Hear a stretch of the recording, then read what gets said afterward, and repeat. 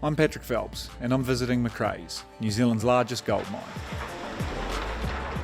Having seen the open pit, I'm about to go underground, but not before a quick chat with Project Superintendent Ted. I think we've got about 32 kilometres of tunnel at the moment in Golden Point Underground.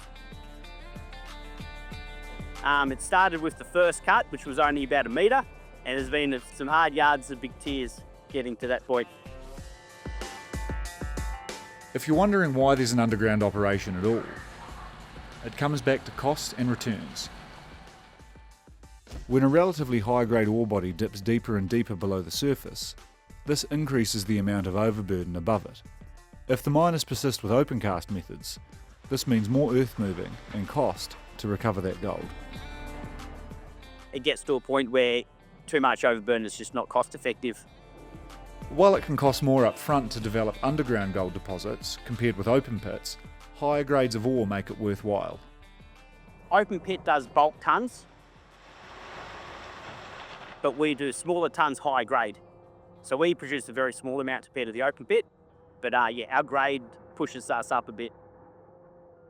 I couldn't wait to see it myself. So I hitched a ride in one of the underground dump trucks. Its operator, Stas, is 7 months into her career underground. I was farming before that, and before that I was an early childhood teacher. And I was an early childhood teacher from when I was 18 for 13 years. Oh, sure. But I kind of always kept going back to farming. Went mustering in the outback of Australia for a bit. I asked Stas how steep the learning curve is when getting up to speed with a truck like this. Usually it's more helpful if you have like articulated vehicle experience, just to understand how the truck bends and turns and everything like that.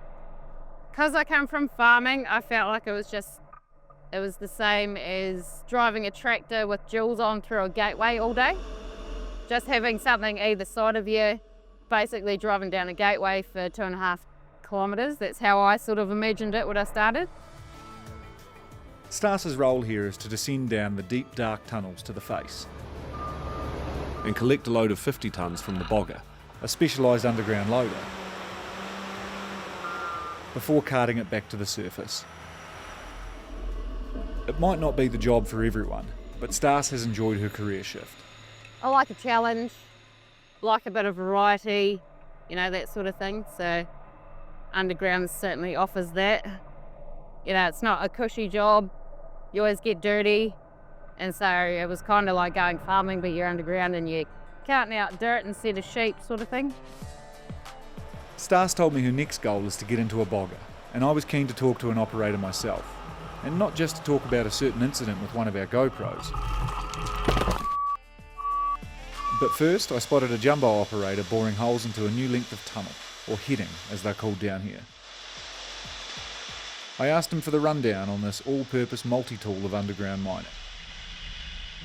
So this is a Sandvik jumbo. It's got 2 booms, so you bore headies with it, and then also put up the bolts of mesh that you can see there that makes the ground supported to work under. And what are its different functions? You got your controls here, so you obviously can lift it up and down, slow it side to side. It can zoom in and out. You have a drifter on it which has rotation, percussion, which is like hammer, and then feed, so you put it in and bring it back out. So you do a combination of those sort of movements and you get it to do what you want. What the Macraes underground team want is a constant flow of mine development as they work through the gold-bearing ore body. Maury and the other jumbo operators start by drilling out holes in the face, where the charge team will lay explosives. The charge boys come in after me and they'll charge it and blow it up. And then the re-entry crew on night shift will come down, they water down dust and just makes it all safer for breathing and dust extraction and all that. And then boggers will come in and start boggle the dirt out, and then it'll just be sort of a bare rock heading, hopefully with a nice profile, and we'll start again.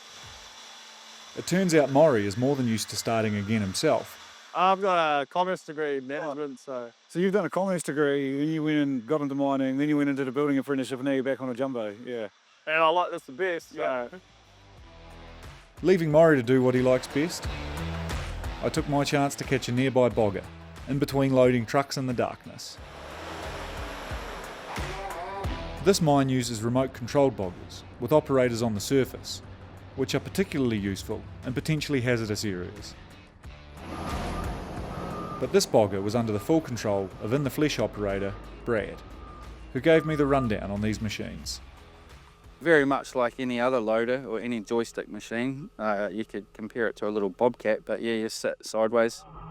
Big bucket at one end and a big engine and moving parts at the back. While Brad makes navigating a giant bogger down a dark and narrow tunnel look easy, he hasn't actually been working in this specific role for very long at all. This is actually my first week doing development bogging, so... Oh shoot, really? Yeah, man, had you driven a lot of loaders before this or not? Yeah, I've been in and out of lots of machines since I was a young fella. Eh? Someone with Brad's experience could operate machines almost anywhere, and he has indeed worked on mining and civil projects on both sides of the Tasman Sea. I asked him what drew him to Macraes. It's an awesome environment underground, like a great team environment. I mean, you meet some great guys and I don't know, you just go down in the dark, you do your day's job, everything goes fast and then you roll on out, you know, it's cool. Brad is based in Manapoti, and he rents a house close by with other underground workers during his 7-day shift at Macraes. I asked how that works for him and his family. Great, as soon as I get out, I mean, my son's got my week planned for me before I even get home. Looking forward to going for a ski and a snowboard soon in the winter. It's never a dull moment. With Brad needed for another load, I said my goodbyes and made my way back to the surface. Where next up, I meet some of the locals with the Macraes environmental team. So that's awesome, that's what we want to see in the streams. And see how this processing plant turns tons of rock into ounces of gold.